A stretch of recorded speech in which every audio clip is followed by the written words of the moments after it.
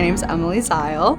I went to undergraduate at James Madison University and then went to graduate school at Drexel University for my master's in neuroscience. And I loved the research side of things, but I really wanted to be more involved in devices used for patient care. I heard about Integra as being one of the leading neurosurgical companies, and I actually started in the rotational program. I worked with the validation engineering team for a year, and funny enough, I helped with the validation for the Aurora Surgiscope. And then I decided I did want to pursue a career on the commercial side of the business.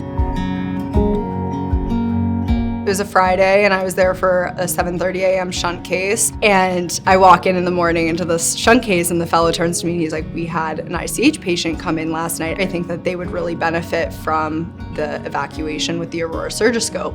She's very active, lives a very active lifestyle as a marathon runner, which really resonated with me because I ran my first marathon this year. They started consulting with the family, told her options for surgical approaches, and the fellow, being very passionate, kind of went over the latest in the research, and the family was very supportive of it because of her active lifestyle. Within 24 hours she was walking and talking, and she knew where she was, so it's absolutely amazing.